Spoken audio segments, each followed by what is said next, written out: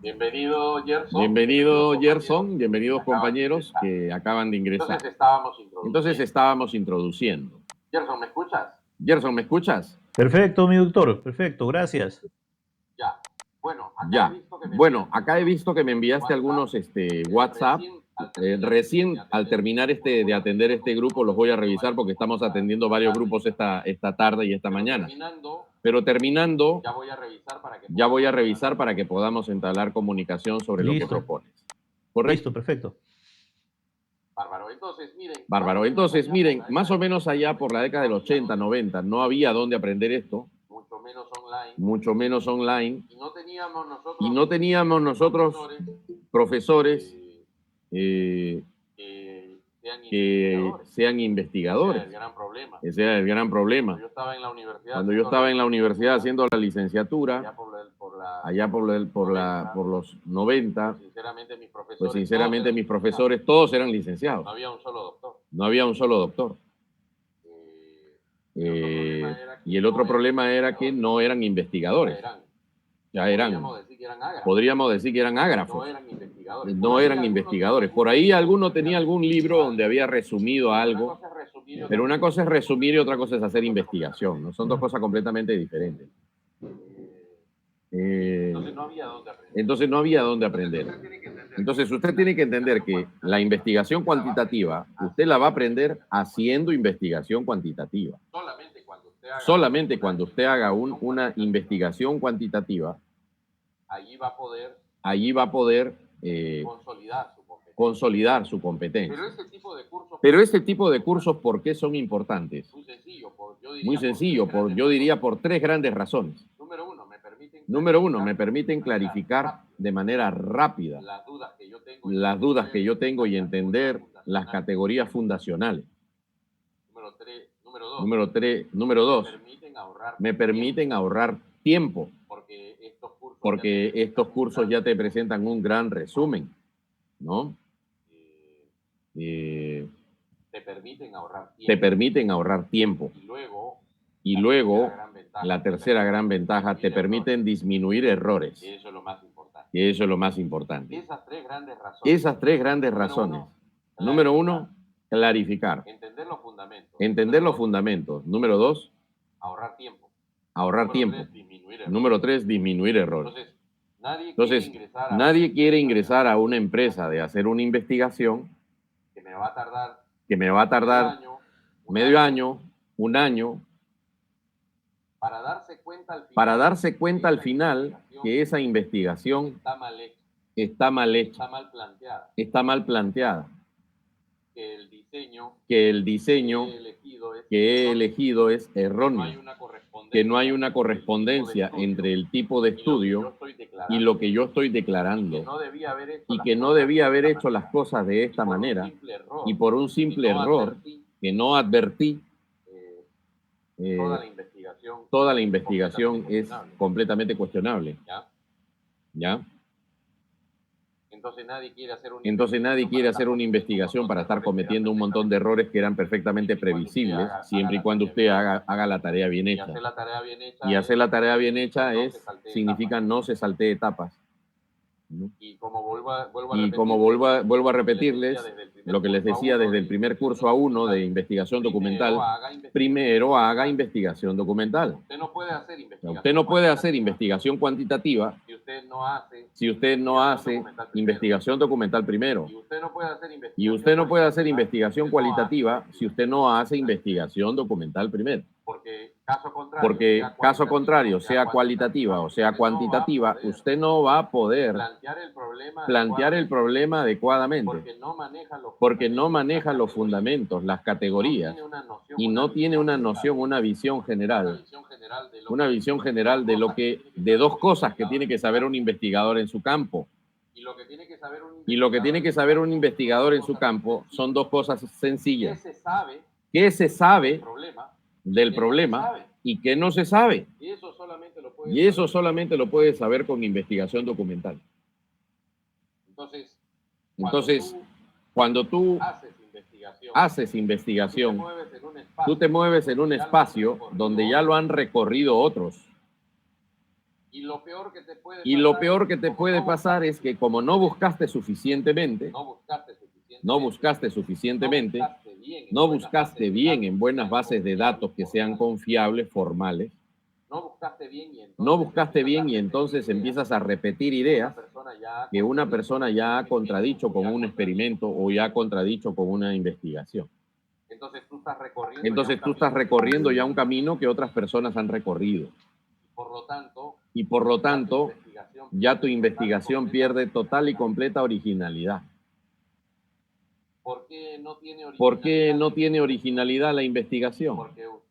Porque usted está repitiendo lo que ya están diciendo otros autores, que son previos, que son anteriores.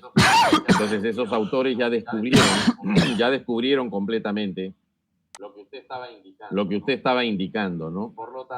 Y por lo tanto lo que usted dice ya perdió totalmente originalidad. Y precisamente la Asociación Norteamericana de Ciencias Biológicas define el artículo científico y dice tiene que ser una investigación original, ¿no?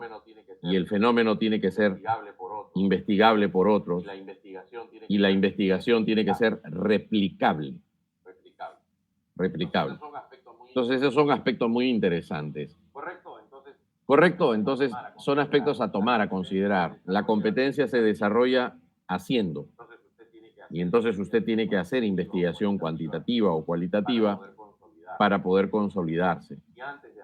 Y antes de hacer investigación de cualquier tipo, siempre la documental, que es la base.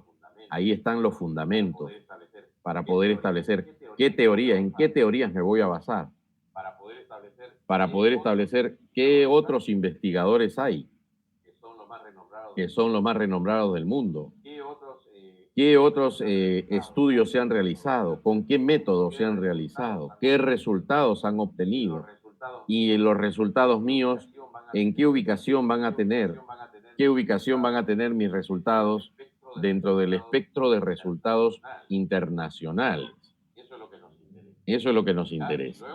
¿Ya? Y luego mucha paciencia y mucha constancia.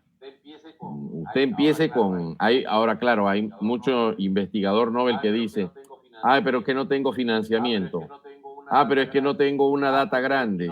Pues, pero es que no tengo una perfección de condiciones. Bueno, mire, yo le voy a decir una cosa, si usted está esperando o si usted va a esperar condiciones idóneas, perfectas, puede que eso nunca llegue. Entonces usted tiene que empezar, el investigador empieza a investigar con lo que tiene, con la materia prima que tiene al alcance. Usted tiene al alcance una empresa, empiece haciendo investigación en esa empresa. Usted tiene a su alcance un aula, empiece a hacer investigación en el aula. Usted tiene a su alcance un centro educativo, haga investigación en un centro educativo. Un aula universitaria, haga investigación en el aula universitaria. ¿Ya? Entonces, todo requiere perseverancia y siempre apegarse a los estándares internacionales. Aquí, el día de hoy, vamos a ver unos estándares internacionales sumamente interesantes para ustedes. ¿Ya? Vámonos con la introducción, que siempre es muy importante. Miren, en muchas revisiones de doctorados, postdoctorados, tesis de maestría y licenciaturas, se produce el gran debate. Siempre hay un jurado que indica y le dice al maestrante, al doctorando, pero ¿de qué tipo es su investigación? Refiriéndose primero a si obedece a un enfoque, de acuerdo al enfoque cuantitativo o cualitativo. El enfoque, en primer lugar, ¿qué cosa es? El enfoque es la manera en que yo interpreto la realidad, punto. Entonces tenemos dos escuelas, pero las dos escuelas forman parte del método científico, porque los dos enfoques forman parte de la realidad. La realidad no solo es objetiva, también es subjetiva. ¿Ya? Entonces yo voy a usar investigación, en resumen, cuantitativa, cuando yo voy a estudiar cuestiones subjetivas, categorías subjetivas. Y voy a estudiar con un enfoque cuantitativo cuando voy a estudiar variables que yo manipulo que son más objetivas. ¿Ya? Entonces, la gran diferencia entre la cuantitativa y la cualitativa es que en la cuantitativa yo manipulo, de preferencia manipulo y puedo hacer experimentos. ¿Ya? En cambio, en la cualitativa nunca habrá un experimento. Nunca habrá una manipulación de los participantes. Nunca habrá una manipulación de las variables. Otras diferencias son el propósito que establece Ari, Jacobs y Sorensen. A nivel del propósito, la cuantitativa es estudiar relaciones de causa y efecto. Esa es la finalidad, el propósito central de la cuantitativa. En cambio, en la cualitativa, a mí lo que me interesa es que lo que la gente piensa, lo que la gente siente, lo que me interesa es describir lo que la gente está pensando y los detalles de lo que la gente piensa. En cuanto al diseño, bueno, en la cuantitativa siempre hay que tener un diseño previo, es un diseño pre. En la cualitativa se les da más libertad. Usted puede ir perfeccionando, empezando con un diseño, luego pulirlo, luego cambiarlo y entonces va modificando el tipo de estudio que realiza, ¿no? Que son más de 10. En la aproximación, bueno, la cuantitativa siempre es deductiva, ¿no? Y la cualitativa siempre es inductiva. Entonces, en la cualitativa yo siempre voy de pocos casos. Analizo muy pocos casos. Hay gente que se está graduando en España con doctorado con 40 personas entrevistadas.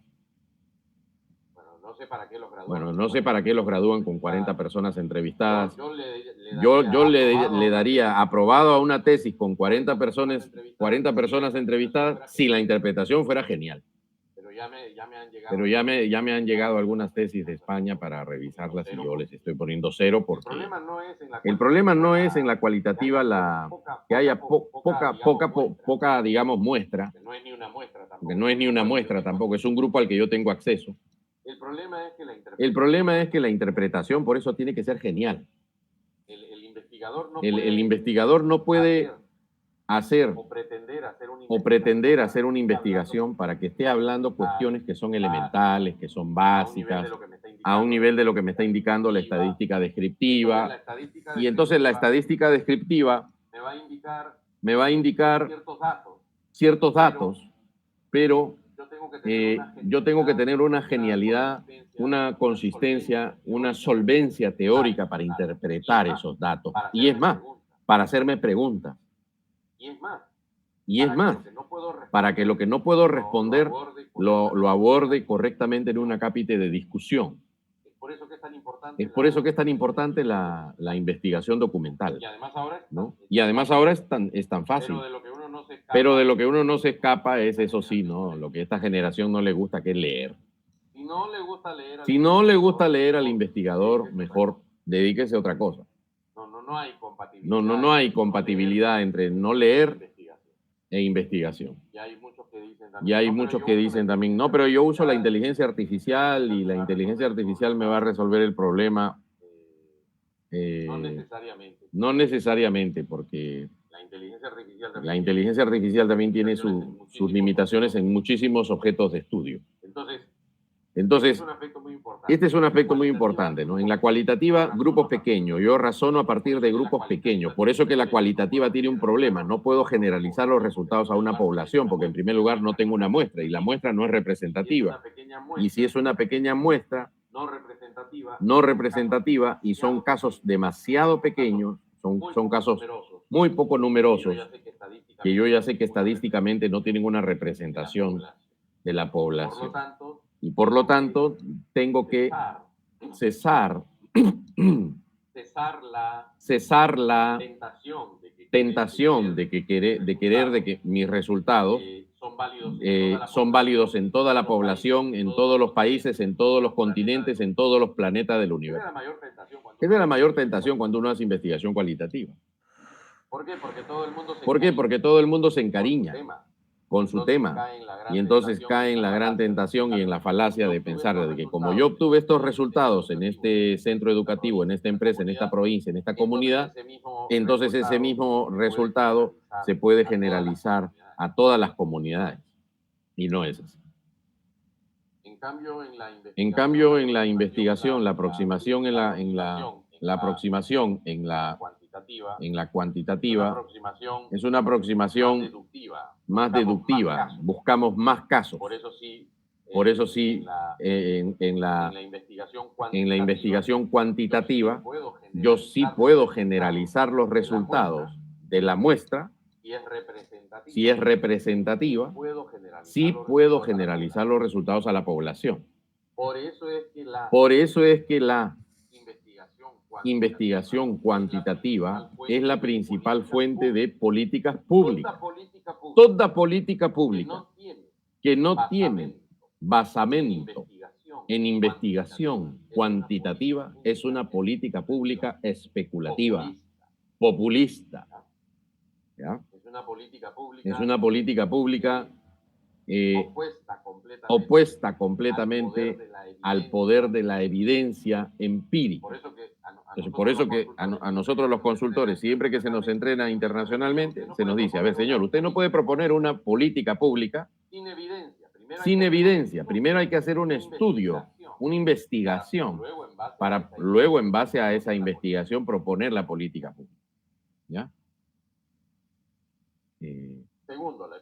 Segundo, por eso la investigación cuantitativa es tan potente y domina en el campo de la ciencia médica.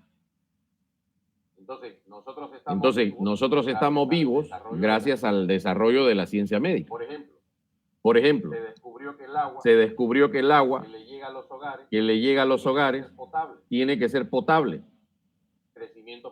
Crecimiento poblacional, menor cantidad de enfermedades gastrointestinales si el agua es potable. Segundo avance, se descubrió que las ciudades tienen que tener alcantarillado de aguas negras. Otro tremendo avance en la investigación cuantitativa. Y se descubrió que para lo que son de diferentes enfermedades que nos atacan en edades tempranas, lo mejor era diseñar vacunas.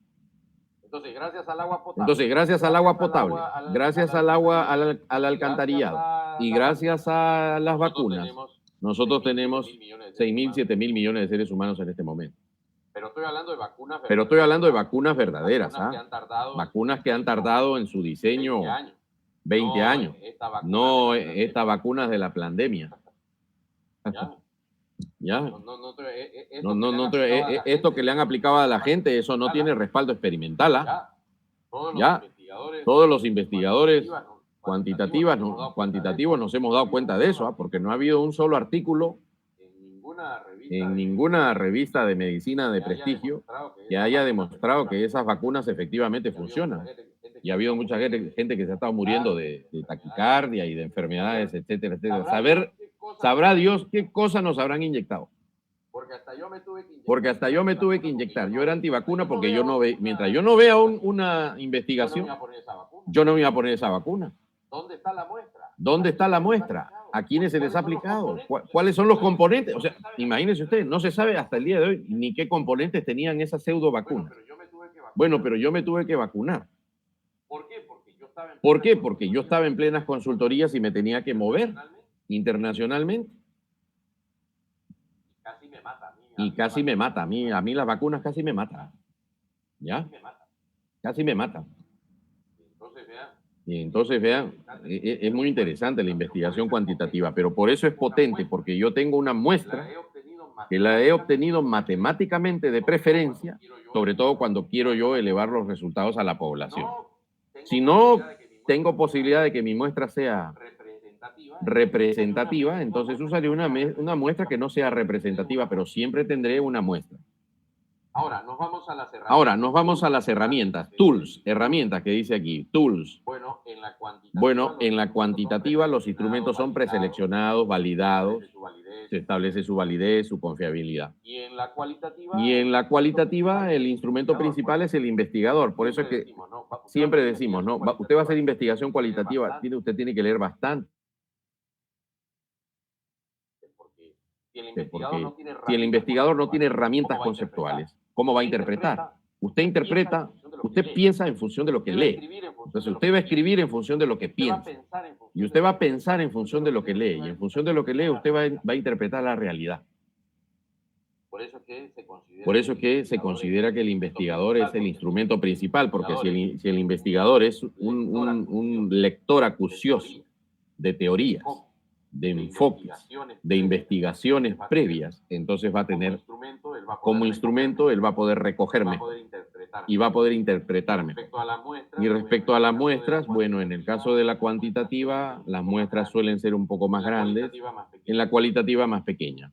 Y en el análisis, bueno, la estadística en la cuantitativa es básicamente inferencial y en la cualitativa es más descriptiva. O sea, es una estadística más elemental, más básica. Mientras que la estadística en la cuantitativa es una estadística, podríamos decirlo, no diría yo una estadística avanzada, porque no lo es. O sea, finalmente yo he tenido profesores muy humildes de provincia en Bolivia, a los que les he tenido que enseñar cómo se hace una chi cuadrada. Y pues primero, obviamente que uno se va a asustar porque no está familiarizado, pero después una vez que ya entiende cómo es la chi cuadrada, ya no tienes por qué llamarle herramientas estadísticas avanzadas, ¿no? Lo que pasa es que en la cuantitativa las herramientas estadísticas no son básicas, podríamos decirlo, sino que son más detallistas, ¿ya? Esta estadística inferencial es más detallada, más precisa y busca detectar patrones que la estadística descriptiva no encuentra. ¿Ya? Entonces yo busco encontrar patrones y si no estoy satisfecho le puedo agregar pareo. Yo tengo la muestra ya, pero le voy a agregar pareo. Ah, ya, pareo, ok. O sea, matching, le llaman matching, de match, matching, pareo. ¿Por qué? Porque a veces yo puedo tener dos niños que están en una comunidad, entonces yo voy a hacer una investigación entre hombres y mujeres, ¿ok? Niños y niñas, pero este niño tiene alto rendimiento y este rendimiento intermedio y este rendimiento más bajo. Entonces yo empiezo a parear, aplicarle la variable, pero no a todo el grupo de niños, sino a cada subgrupo de niños. Entonces, alto rendimiento con alto rendimiento. Rendimiento medio con rendimiento medio. Y rendimiento bajo con rendimiento bajo. ¿Para qué? Para que las diferencias aún dentro de la muestra no me alteren los resultados. Entonces estoy usando un grado más de estadística, ¿no? Entonces interesa medir el efecto, sí, pero también en estadística cuantitativa hay el tamaño del efecto. Y luego sale el mismo autor y dice, bueno, y también yo puedo encontrar el promedio del tamaño del efecto. ¿Ah? Entonces es muy interesante, ¿no? Entonces la estadística cuantitativa es muy rica, muy variada y prácticamente hay herramienta estadística para todo. ¿Ya? Herramienta estadística para todo. Muy bien. No es necesario. Ahora, las herramientas estadísticas son numerosas, pero no es necesario saberlas todas. Usted tiene que tomar la decisión de qué herramienta estadística va a usar en función de las variables que va a analizar, ¿no? Entonces, si tu variable es nominal, si es ordinal, si es categórica, si no es categórica. En función de la variable, usted usa su herramienta estadística, porque cada estadística está diseñada como un zapato para un tipo de variable. ¿Correcto? Muy bien. Vamos a empezar. La parte de entender el diseño. Mira. Número uno. El punto de partida que recomiendan Ari, Jacobs y Sorensen es entender el flujo de la data.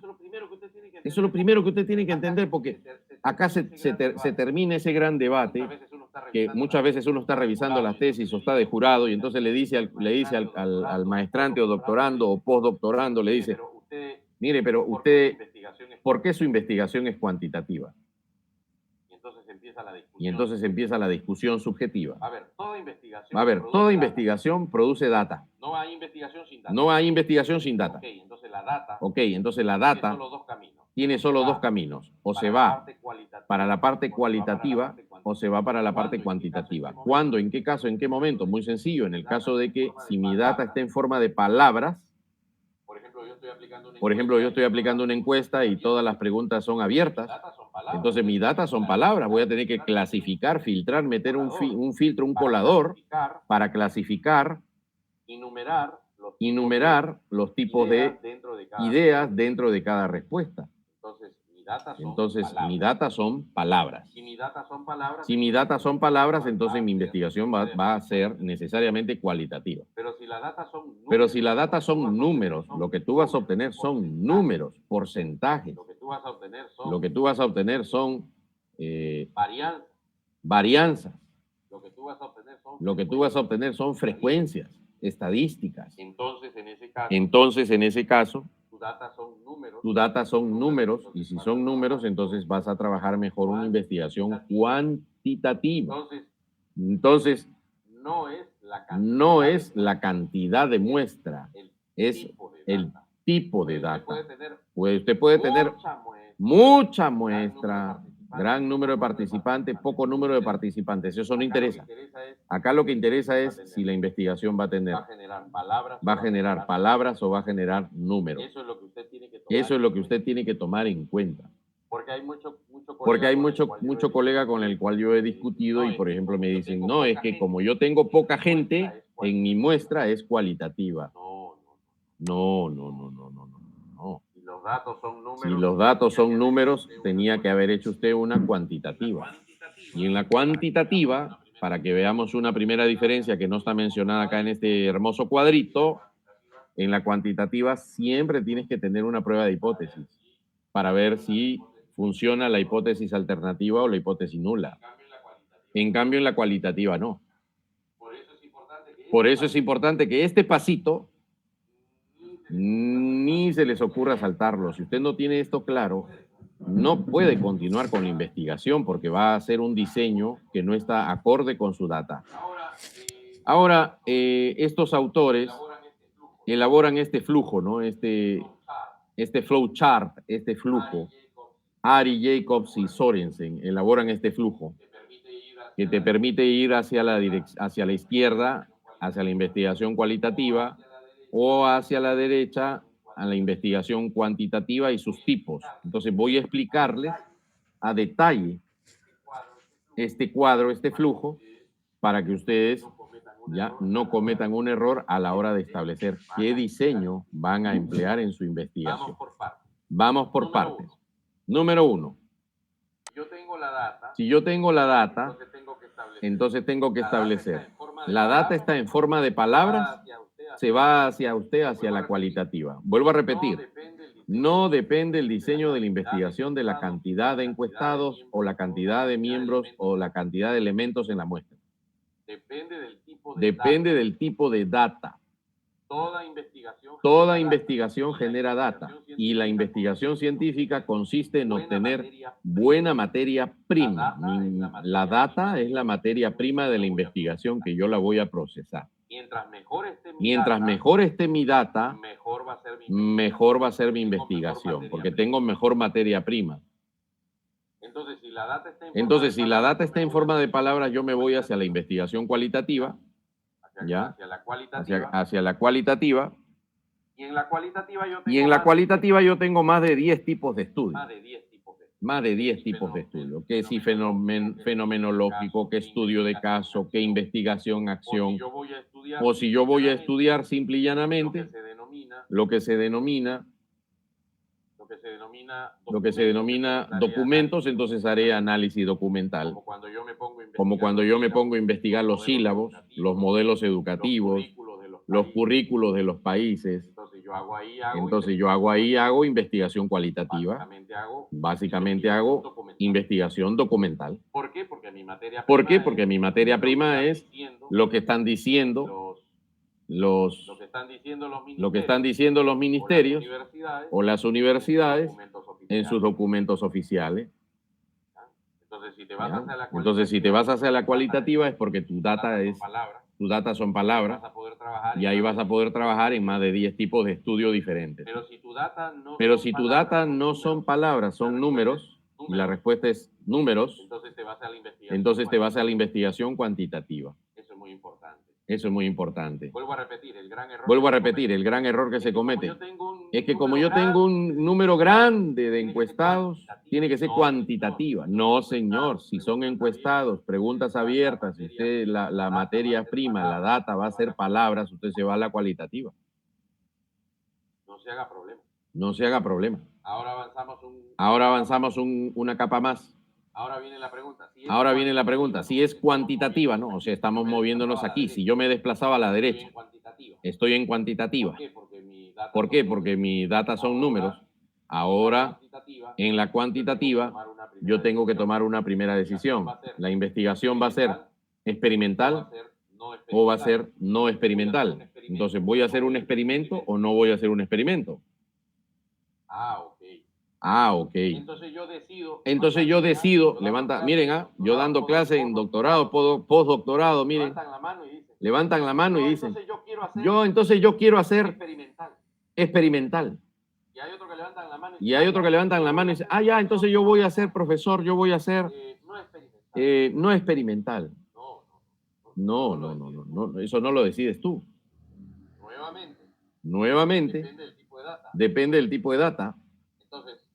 Entonces, para decidir si vas a hacer investigación experimental o no experimental, tú tienes que responder la pregunta. La pregunta clave. La pregunta clave. es, Y la pregunta clave es, ¿usted tiene el control de la variable independiente?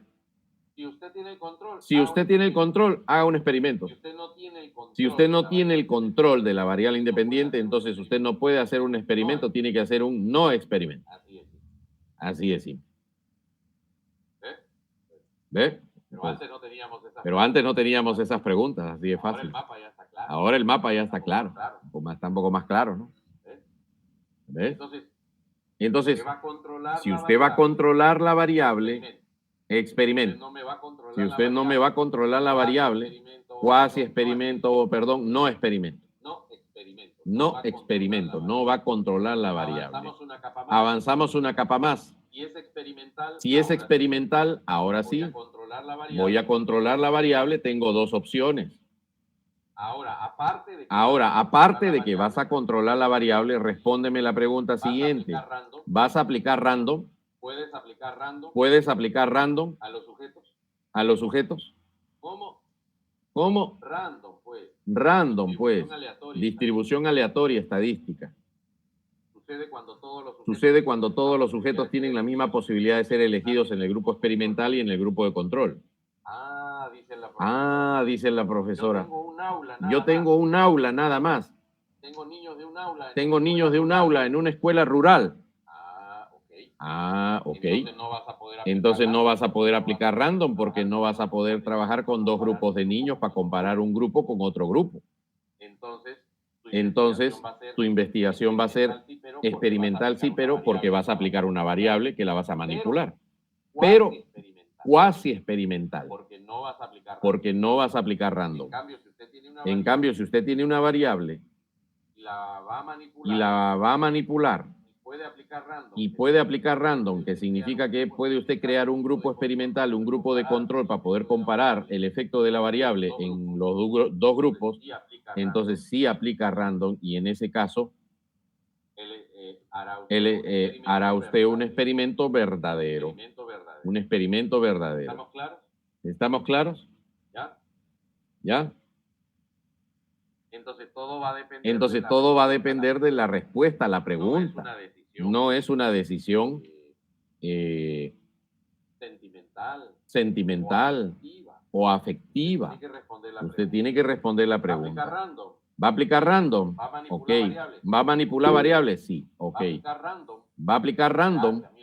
Gracias. Mira, muy bien la pregunta de Grace. No se me queden con preguntas. No se me vayan con dudas.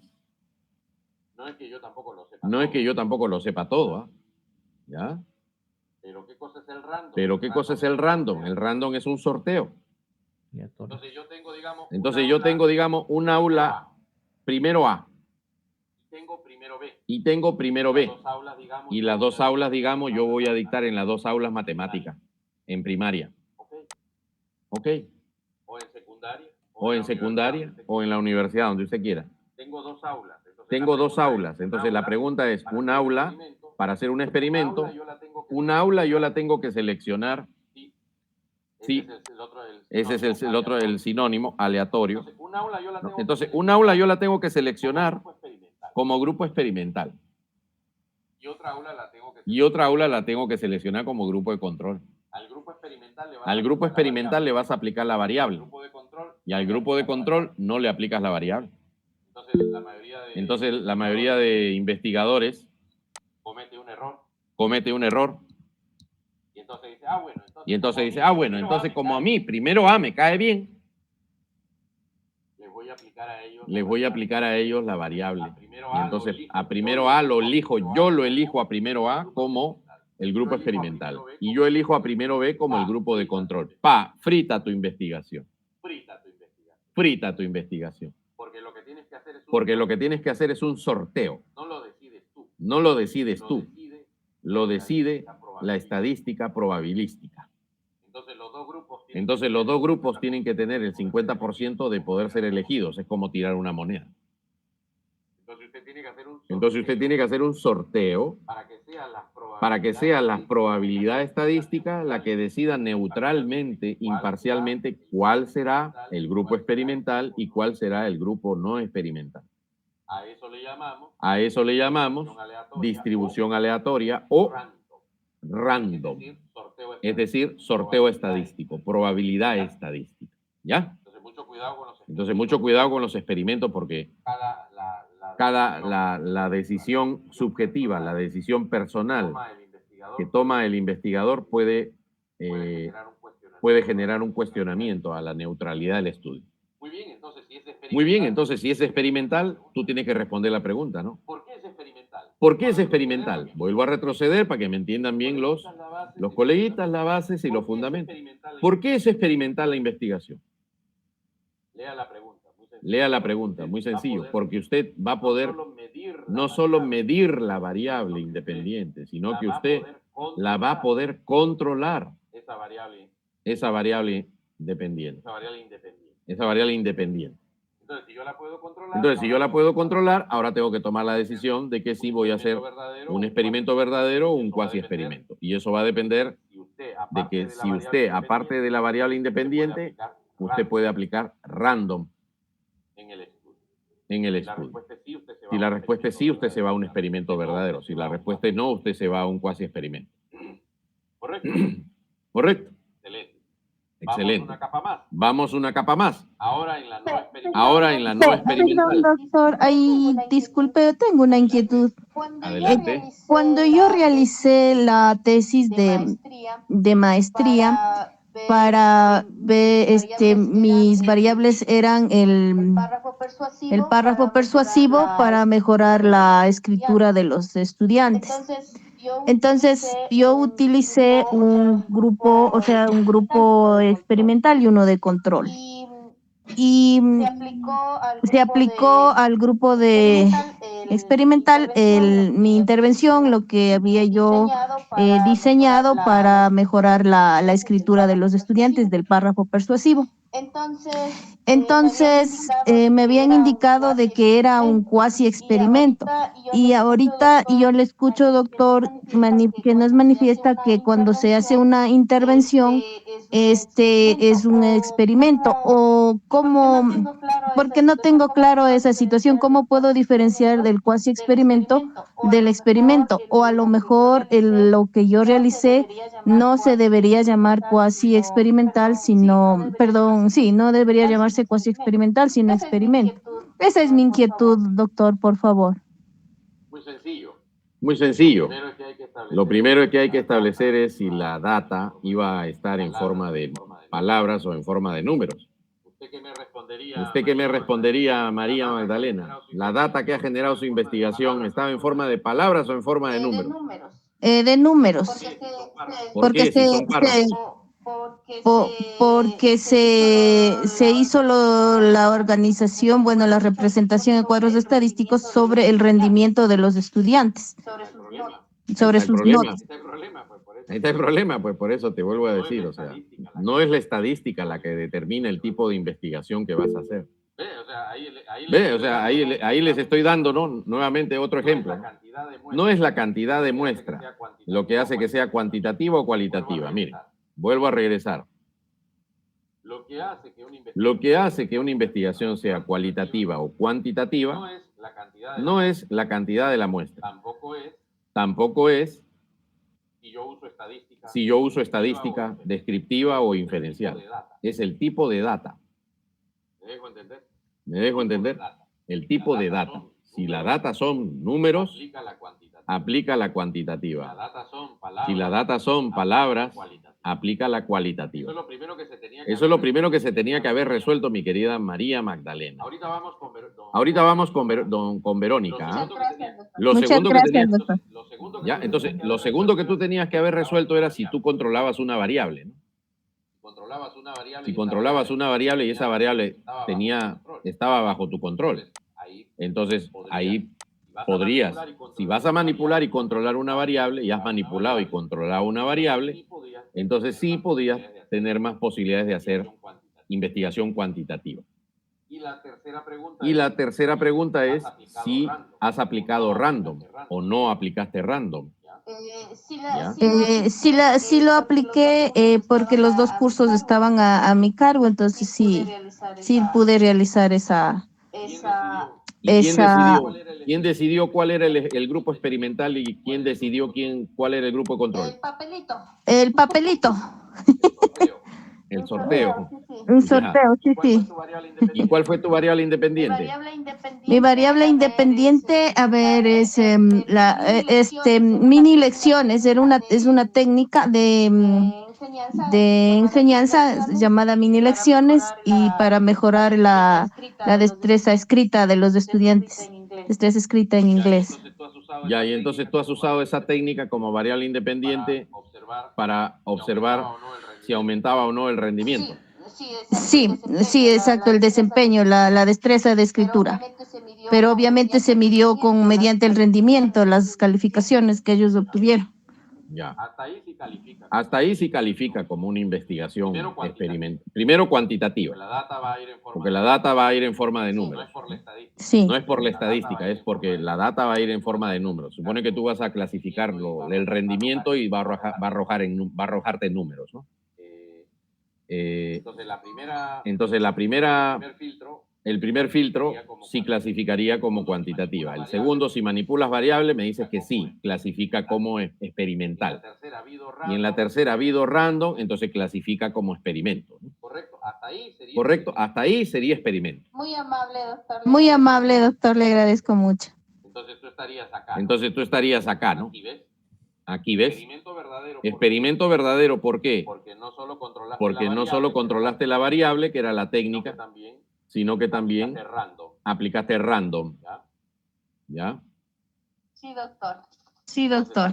Entonces hasta ahí clasifica como un experimento verdadero. ¿Ya? Y además tenías la variable, el random y dos grupos para comparar. Correcto. Ya desde que uno dice random significa que hay dos grupos mínimos, ¿no?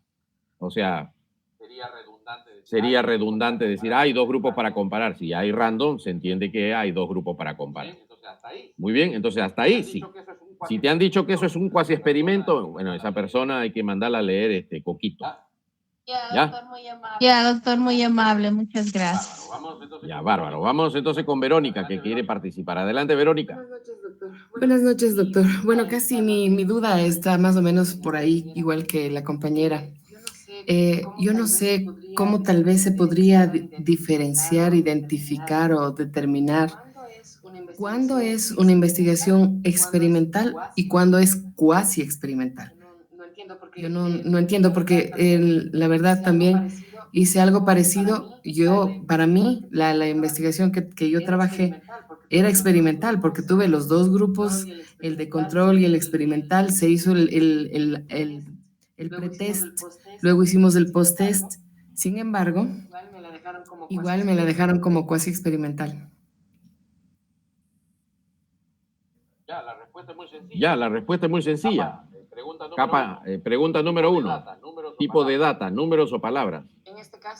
En este caso teníamos palabras y números.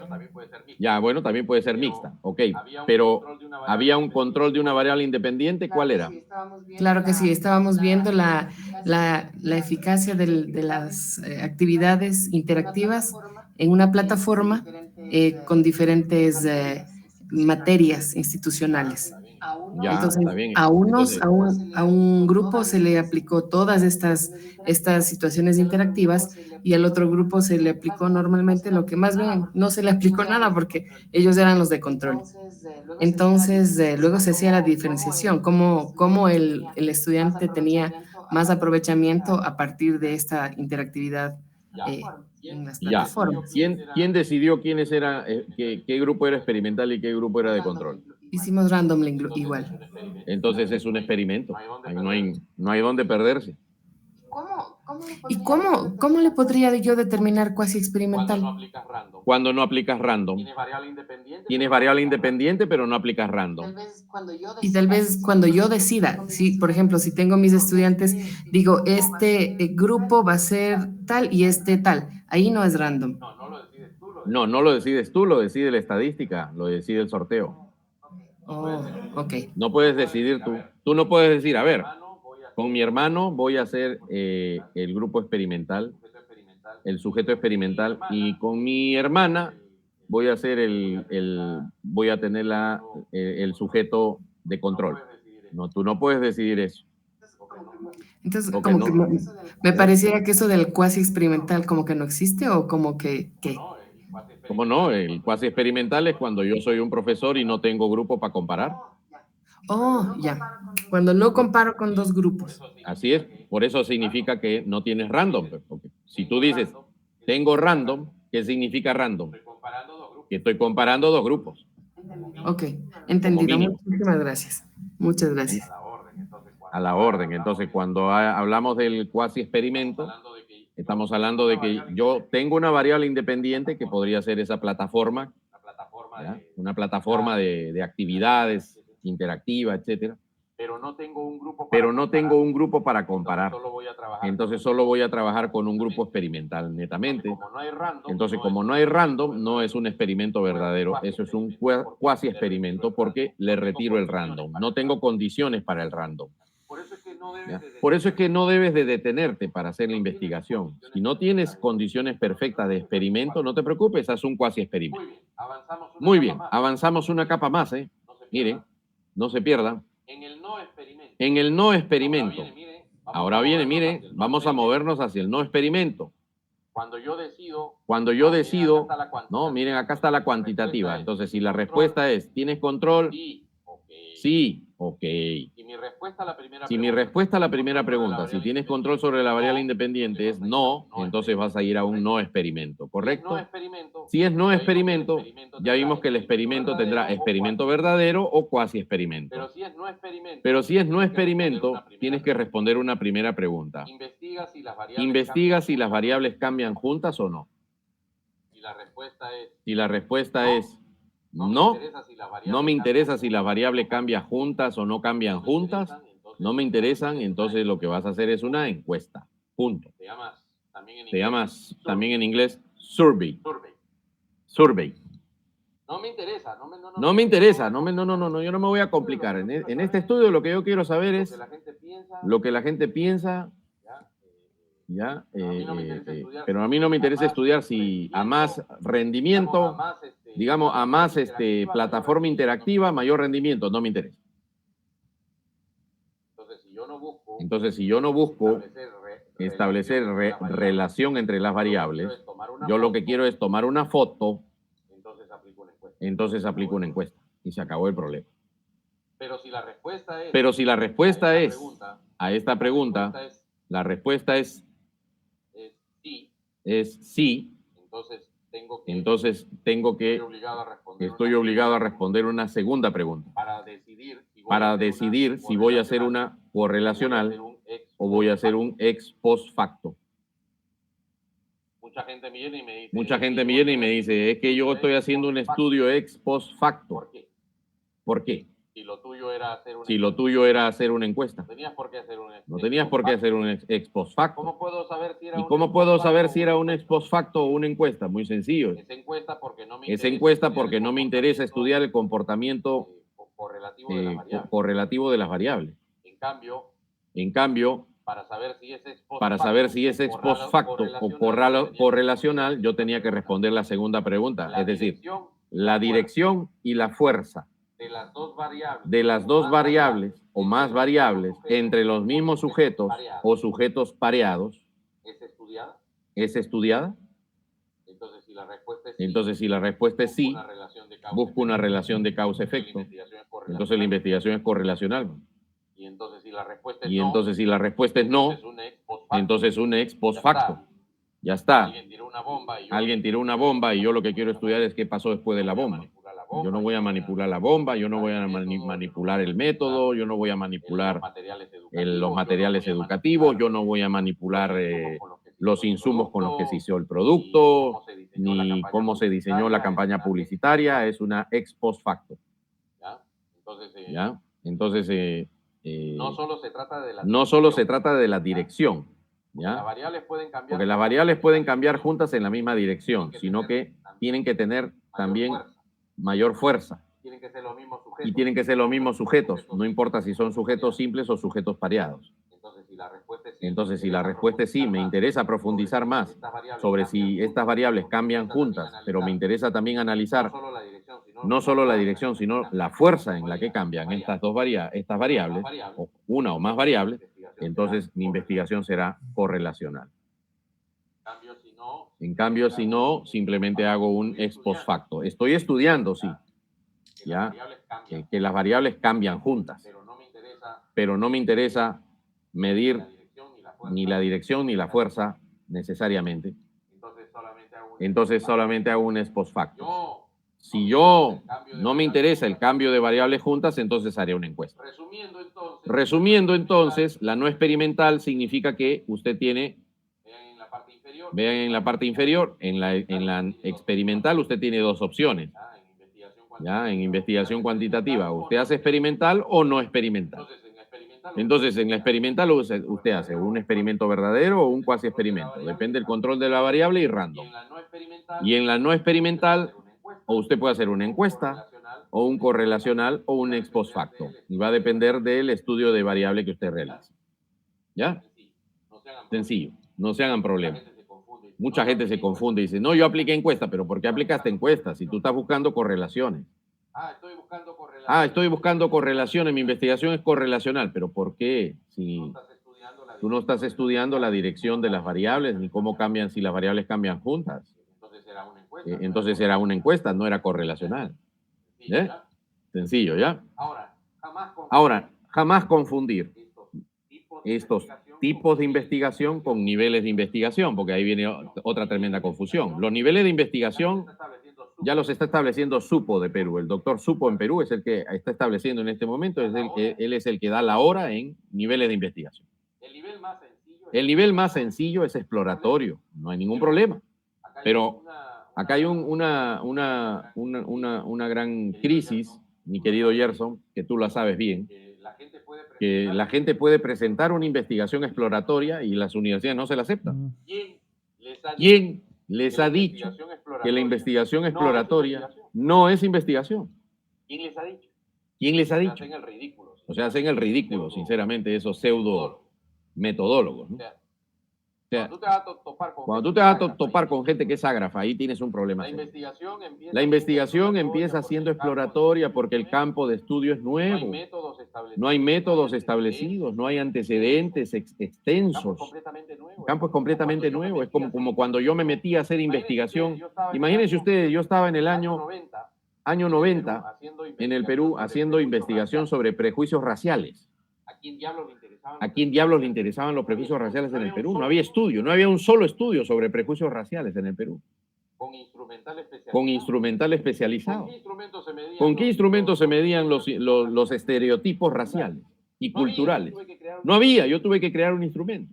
Y lo tuve que crear en un escenario en donde todo el pensamiento en la universidad donde yo estudié, todo el pensamiento era lucha de clases. A nadie le interesaba lo étnico. Entonces, la investigación exploratoria es importante, existe. ¿Por qué? Porque inicia líneas de investigación nuevas que antes no había. Además, la investigación que hoy puede ser correlacional empezó siendo exploratoria. pasa es que yo voy avanzando. Claro, lo que pasa es que yo voy avanzando la línea de investigación. Empiezo explorando, porque no es tan clara la relación entre las variables.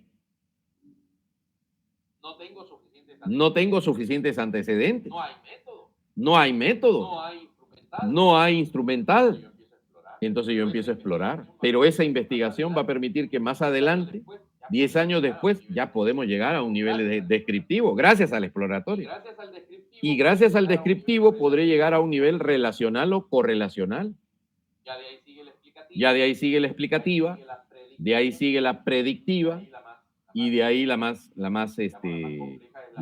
compleja es la aplicativa, que domina en las ciencias médicas. Pero jamás confundas los niveles de investigación con los tipos de investigación, con el enfoque principalmente. ¿Ya? ¿Por qué esto? ¿Por qué? Lo explico acá bonito. Porque tú puedes hacer, por ejemplo, usar la herramienta chi cuadrada, la puedes usar en un experimento, puedes usar tu chi cuadrada. ¿Problema? Y también puedes usar esa misma herramienta en una encuesta. No hay problema. Entonces, son tipos diferentes de investigación cuantitativa, pero yo la puedo usar en el experimento como lo puedo usar en la encuesta. ¿Ves? En un medicamento, yo aplico un medicamento a un grupo experimental y un grupo no experimental. Chi cuadrada. En survey, una encuesta, allá, yo tengo una agencia de marketing o una empresa, cualquier empresa que vende productos o servicios. Por ejemplo, yo estoy vendiendo productos como ropa. Y entonces yo hago una encuesta a hombres y mujeres para descubrir cuáles son los intereses en ropa de hombres y mujeres. Chi cuadrada. ¿Ves? Pero uno es experimento, el otro es encuesta. Entonces la encuesta, voy a mi pirámide egipcia, la encuesta es descriptiva. El experimento es explicativo. ¿Me dejo entender? El descriptivo es univariado. Es decir, tiene una variable. Si tuviera dos variables sería bivariado. Por eso se llama correlacional. Y si fuera explicativo, entonces yo analizo la causalidad. Puedo tener más variables. ¿Me dejo entender? Entonces no confundan la parte de los niveles de investigación con el enfoque de la investigación, que es lo que hemos estado viendo, ¿no? ¿Ya? Entonces, afinando el cuadrito acá en este esquema, el chi cuadrado lo podría aplicar en investigación experimental, pero en diferentes niveles de investigación. En un experimento que es explicativo o en una encuesta donde el estudio es netamente descriptivo. Pero yo uso la misma herramienta matemática. Por lo tanto, los resultados de la investigación van a ser potentes. ¿Se dan cuenta? Entonces, no podemos pues caer en la ridiculez de rechazarle al investigador la investigación porque yo estoy acostumbrado a que se haga investigación experimental o descriptiva para arriba. No, señor, usted está equivocado.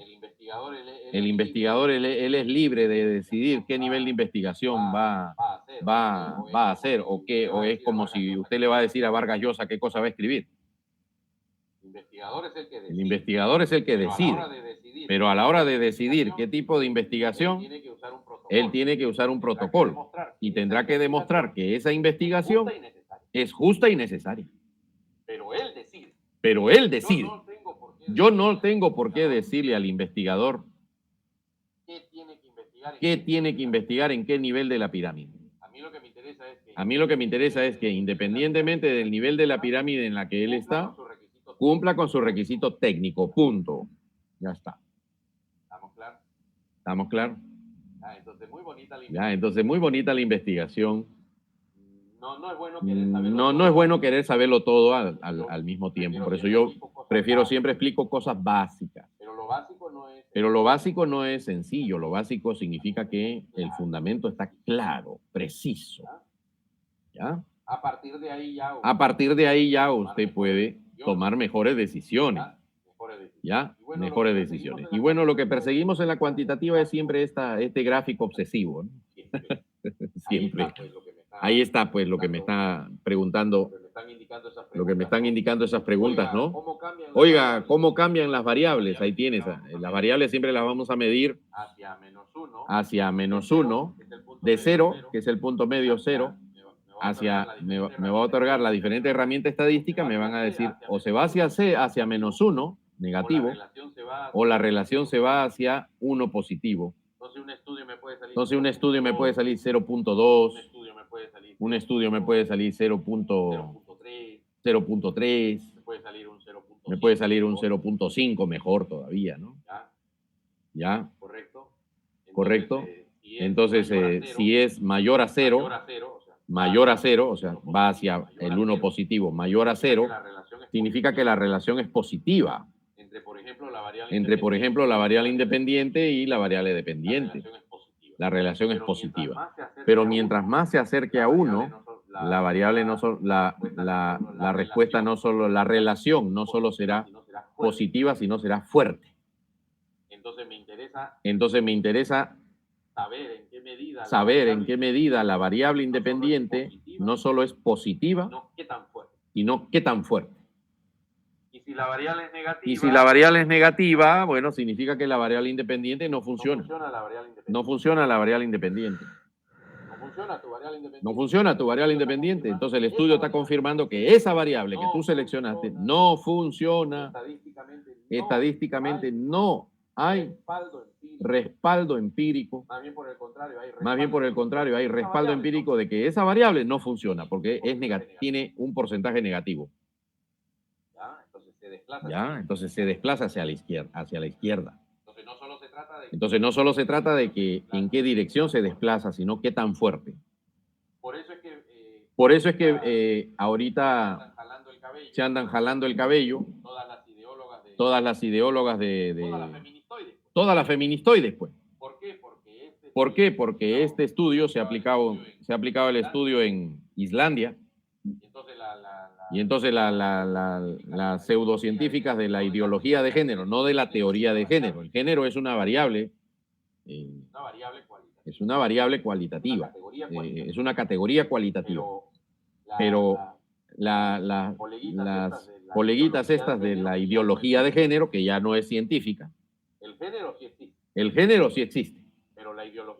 Pero la ideología de género, eso sí no tiene fundamento. Cuando yo ya digo, no, es que no hay diferencias entre hombres y mujeres. No, mamita, cálmate. Sí hay diferencias entre hombres y mujeres, no solo físicas y fisiológicas y patológicas y anatómicas y genéticas, sino que ahora vamos a la parte psicológica. ¿Qué pasó en Islandia? En Islandia han investigado, Islandia es el país que ha hecho los mayores cambios para disminuir las diferencias culturales entre hombres y mujeres. Entonces, el país más seguro para la mujer, Islandia.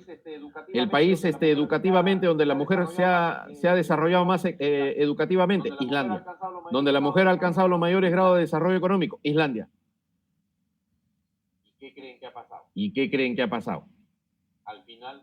Al final hacen investigación de qué carreras eligen las mujeres y los hombres en Finlandia, que supuestamente les han desarrollado una serie de medidas para que sean iguales en la vida económica, social, política, cultural. ¿Y qué creen que han encontrado en Islandia?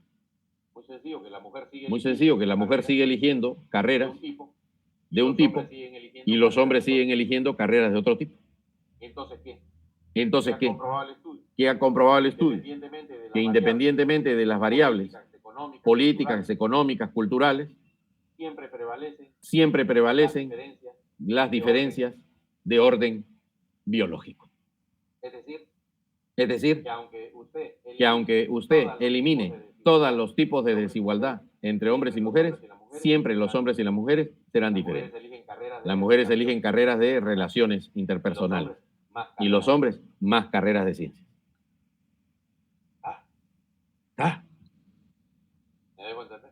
¿Me dejo entender? Entonces, muy interesante, ¿no? Entonces, el comportamiento de los dos sexos es completamente opuesto a la hora de elegir las carreras. Totalmente opuesto. Entonces, no hay relación en ese caso, en ese estudio, no hay relación positiva entre las dos variables sexo, hombres y mujeres. El comportamiento es totalmente opuesto. ¿Ya? Muy bien. Entonces, mis queridos colegas, ha sido un placer trabajar esta segunda sesión con ustedes, siempre con preguntas muy interesantes. Estamos muy seguros que irán avanzando progresivamente en este caminito. Es un caminito, como les digo, en donde hay que tener persistencia, invertir un tiempito para poder aprender un poquito más y no dominarlo todo. Lo que nos interesa primero es entendamos bien las bases, los fundamentos, y con buena base, con buen fundamento, podemos avanzar ya hacia lo que nos propongamos. Mi querido Gerson, siempre es un placer verte, saludarte. Ya voy a revisar lo que me has escrito, ya, para que entablemos comunicación al respecto.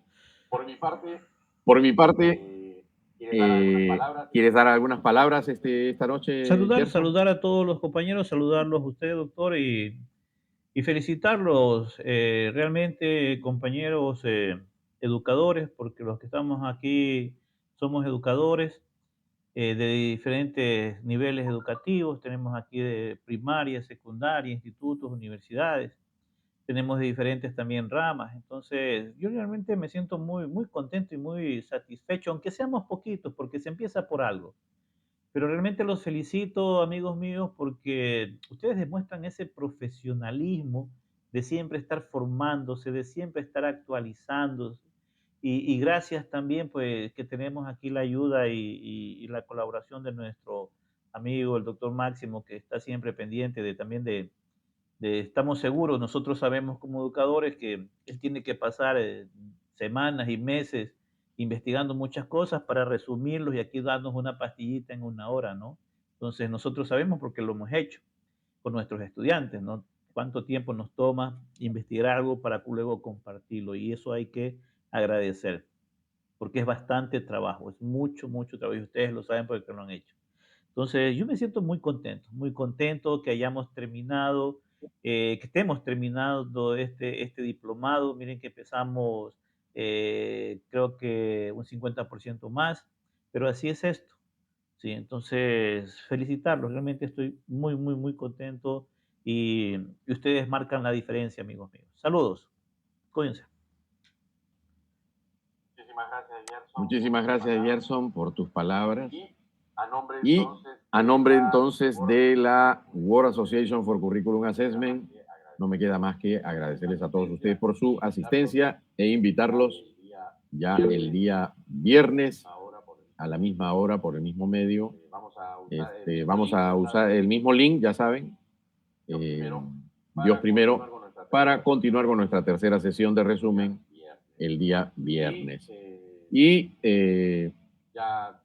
ya hemos enviado la guía, o sea, ya pueden ustedes empezar a revisar las sesiones y hacer sus actividades de aprendizaje. Luego le vamos a mandar un formato, ahí tienen un formato en Word que se descarga y ustedes van desarrollando sus actividades, ¿no? Lo recomendable es siempre ver la lección y desarrollar inmediatamente sus actividades de aprendizaje.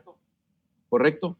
Y el libro también ya se les ha enviado el libro en PDF, es una belleza de libro, más de 600 páginas, 650 páginas dedicadas a la investigación. Ese tipo de libros, bueno, por eso les decía, ese tipo de libros no lo ha producido, no es capaz de producirlo ninguna universidad o ningún investigador en Hispanoamérica, ¿no? Por eso es que tenemos nosotros que acelerar el coche, ¿no? Porque en realidad cuando uno mira ese tipo de obra tan detallada, con tantos ejemplos, a un nivel de desarrollo de cada componente de la investigación, y 650 páginas, hasta con los índices analíticos, tablas, figuras, cuadros, gráficos, es impresionante. O sea, ya me imagino el equipo que se requiere, que se ha necesitado para poder hacer esa obra, ¿ya? Pero como bien dice Gerson, por algo tenemos que empezar. correcto. Y lo importante aquí es que ustedes logren la meta de aprender un poco más, aprender un poquito más de herramientas, un poco más de razonamientos en este camino académico e intelectual. Un fuerte abrazo a todos ustedes. A nombre de la World Association for Curriculum Assessment, nos vemos el día viernes, Dios primero, a la misma hora, por este mismo medio. Un fuerte abrazo. Muy buenas tardes. Buenas noches a todos. Gracias, compañeros. Buenas noches, compañeros, Buenas doctor. noches. Hasta el viernes. Muchas gracias por todo.